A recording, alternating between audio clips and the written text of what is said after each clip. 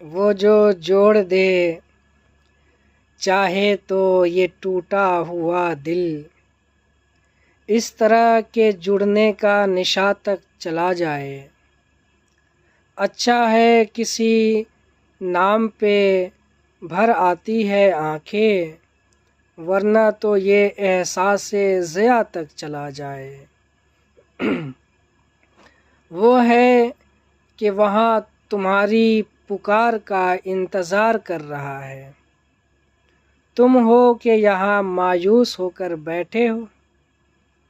وہ ہے کہ وہاں تمہیں دینے کے لیے تیار ہے، تم ہو کہ منزل کے قریب آ کر تھک گئے ہو۔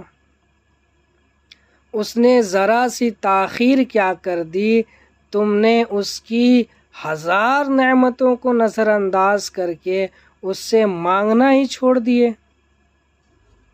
وہ تمہاری چاہت کو واپس لوٹانے میں تاخیر اس لیے کر رہا ہے تاکہ تمہارے اور اپنے درمیان کے سارے فاصلوں کو ختم کر دے، تاکہ تمہیں اپنے قریب کر سکے، تاکہ تمہاری پکار کو تھوڑی دیر اور سن سکے، اور تم ہو کہ تم نے اس کی تاخیر کو انکار ہی سمجھ لیا ہے۔ تم یہ کیسے کہہ سکتے ہو کہ اس کا جواب نہ دینا ہی آخری فیصلہ ہے؟ تم یہ کیسے سوچ سکتے ہو یہ انتظار نہ کی علامت ہے؟ مجھے تم سے تو یہ امید نہیں تھی کہ تم مایوس ہو کر تھک کر مانگنا چھوڑ دو گے، تو سوچو اللہ کو کتنا برا لگا ہوگا کہ تمہیں اس پر، اس کے فیصلوں پر، اس کی حکمت پر یقین نہیں ہے۔ وہ رب کبھی مکمل طور پر آزمائش میں مبتلا نہیں کرتا، کہیں نہ کہیں کوئی دروازہ کھلا ضرور رکھتا ہے جہاں سے رحمت ٹھنڈی ہوا کے جھونکوں کی طرح آ کر دل کو پرسکون کرتی رہتی ہے۔ کوئی نہ کوئی آسانی تو مشکل کے ساتھ موجود رہتی ہے، اپنی وہ آسانی تلاش کیا کریں اور پرسکون ہو جایا کریں۔ جہاں ساری امیدیں ٹوٹ جاتی ہیں وہاں سے اللہ کی ذات معجزے کرنا شروع کرتی ہے۔ تم بس بھروسہ رکھو، باقی اس کا کام ہے، وہ کب کیسے وسیلے بناتا ہے۔ آزمائشوں سے ڈرو مت، وہ ذات اپنی پیاروں کو ہی مشکل میں ڈالتی ہے، لیکن یاد رکھنا وہ کبھی اکیلا نہیں چھوڑتی۔ ہر قدم پر بڑے غور سے تمہارے دعاؤں کو سنتی ہے، اور عنقریب وہ تمہیں تمہارے صبر کا صلہ دے گی۔ بس اسی پر بھروسہ کرنا، جب مشکل پڑے تو صبر اور نماز سے مدد لینا، دیکھنا صحیح کیسے سب کچھ بالکل ٹھیک ہو جائے گا۔ یہ حالات مشکل ہے، مگر اللہ رب العزت کی مدد ہمیشہ تمہارے ساتھ ہے، تم اکیلے نہیں ہو۔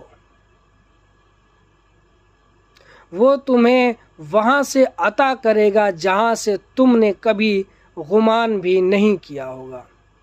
یقین رکھو کہ معجزے صبر کرنے والوں کے لیے ہی ہے۔ اس انتظار کا پھل کبھی تمہیں مایوس نہیں کرے گا۔ اپنے رب پر آنکھیں بند کر کے یقین رکھو، تم زندگی میں ہی جیتی جاگتی آنکھوں سے معجزے ہوتے دیکھو گے۔ اللہ کو کیے گئے سجدے کبھی بیکار نہیں جاتے، وہ تمہارے نہ چاہنے کے باوجود پڑھے جانے والی نماز کا ثواب تو اس سے بھی زیادہ ہے جب تم خود سے لڑ کر شیطان کو مات دے کر نماز کے لیے اٹھتے ہو۔ ہر نماز کے لیے تمہیں اپنے نفس اور شیطان سے لڑ کر محنت کرنی پڑتی ہے، تو ایسے سجدے کیسے بیکار جا سکتی ہیں؟ اللہ تعالیٰ کا ساتھ ہونا چاہیے، ہر پل ہونا چاہیے۔ زندگی جب خدا سے خدا تک کا سفر کرتی ہے تو تب محسوس ہوتا ہے کہ زندگی معجزوں کا سفر کرتی ہے۔ کبھی کبھار ایسا بھی ہوتا ہے کہ جب ہم جائے نماز پر اللہ سے مانگنے کے لیے بیٹھتے ہیں تو آنکھوں سے آنسو بہہ رہے ہوتے ہیں، لیکن زبان سے کوئی بھی دعا لفظ کی شکل میں کہیں نہیں جاتی ہے۔ جب کہیں نہیں جاتی ہے، درد کی عجیب سی کیفیت ہوتی ہے۔ دل تو تب چیخ چیخ کر کہہ رہا ہوتا ہے کہ اللہ اب آپ کے کن کی ضرورت ہے، لیکن ہم اس درد کو بیان کرنے سے قاصر ہوتے ہیں، اور ہم اپنی دعاؤں کو لفظوں کی شکل چاہ کے بھی نہیں دے پاتے۔ اور پتہ ہے اس لمحے تمہاری رب سے نہیں، تمہارے دل کی اس سے گفتگو ہوتی ہے، اور جب ٹوٹا ہوا دل خود ربی کی بارگاہ میں جا کر اپنی کرچیاں سمیٹنے کی فریاد کرتا ہے، نہ تو پھر وہ اس کے لیے اپنی مدد نہیں بھیجتا، بلکہ وہ کرچیاں خود سمیٹا ہے۔ رب باری تعالیٰ تب وسیلے نہیں بناتا اس کے لیے، بلکہ خود اس کا وسیلہ بن جاتا ہے۔ تمہاری یہ خاموشی اللہ کے ہاں بہت زور کا شور مچا دیتی ہے، اتنا زور کا کہ آسمانی خلق اس چپ کی آواز سے لرز اٹھتی ہے، اور پھر وہ ساری خلق اللہ سے تمہارے حق میں دعا کرتی ہے اور فریاد کرتی ہے، اے میرے رب کریم، یہ جو درد سے تڑپ رہا ہے اسے شفا دے دے، اس کے لیے کن فرما دے۔ جب آسمان تمہاری آواز سے لرز اٹھتا ہے تو سوچو اس رب کی کیفیت جس نے فرمایا ہے کہ میں سہے رگ سے بھی زیادہ تمہارے قریب ہوں۔ سوچو تمہاری جس خاموشی کا شور عرش تک پہنچ سکتا ہے، اسے کیا تمہارے دل میں رہنے والا وہ رب نہیں سن سکے گا؟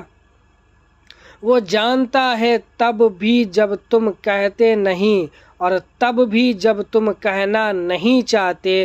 وہ دھڑکن ہے وہ دھڑکنوں کی ہی سنتا ہے، پھر ایسے معجزے کرتا ہے کہ دل پھر سے جی اٹھتا ہے، دھڑکنیں پھر سے بحال ہو جاتی ہے، اور ویران آنکھ شکر کے آنسوؤں سے بھر جاتی ہے۔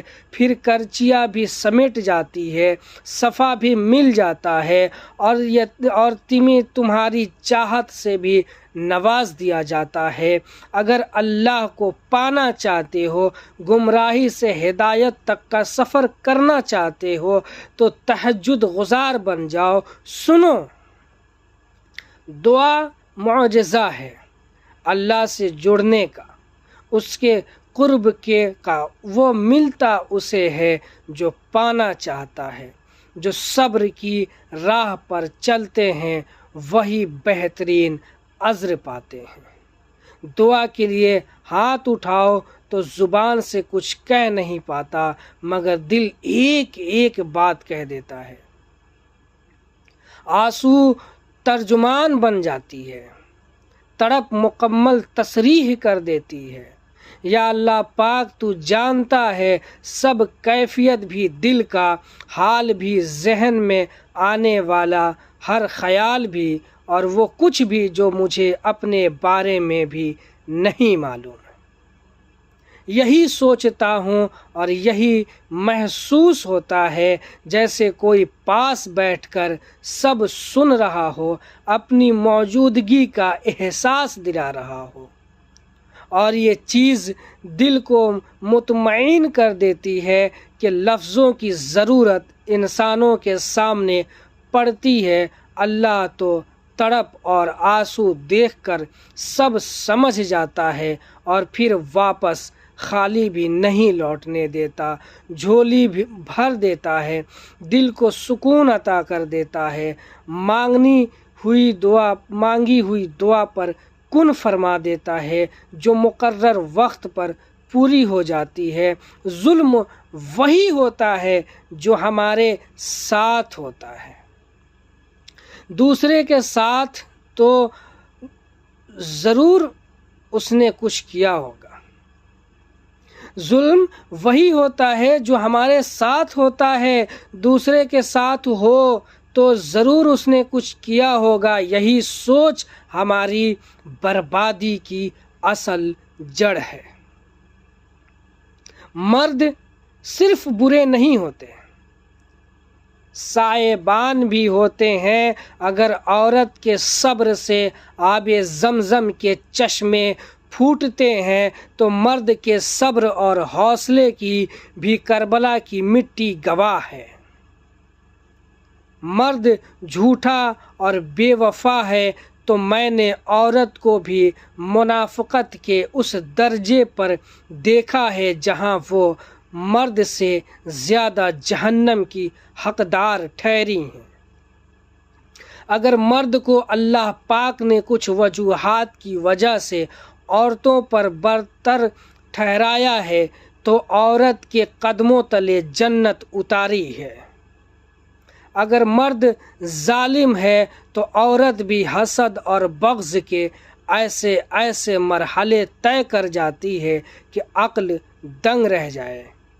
اگر اللہ پاک نے مرد کو اپنے بیوی بچوں کے نان و نفقہ کا ذمہ دار قرار دیا ہے تو عورت پر بھی اس کا گھر شوہر کے سکون اور اولاد کی اچھی تربیت پر جہاد کے اجر کی خوشخبری سنائی ہے۔ اگر عورت کے کچھ خواب ہوتے ہیں تو ایک پرسکون زندگی مرد کا بھی حق ہے۔ مرد برے نہیں ہوتے، وہ چاہیں خاوند کے روپ میں یا باپ کے روپ میں ہو یا بھائی ہم سفر کے روپ میں یا پھر اولاد کے اپنے ہر روپ میں سائبان ہوتے ہیں۔ اور یاد رہے سب سے زیادہ سخت دھوپ اور آندھیوں کا سامنا سائبان کو ہی کرنا پڑتا ہے۔ یہ جو سخت وقت جھیل رہے ہو بہت جلد اس سے رہائی حاصل کر لو گے۔ یہ آنسو جو غم کے بہا رہے ہو خوشی میں بدلنے والی ہے۔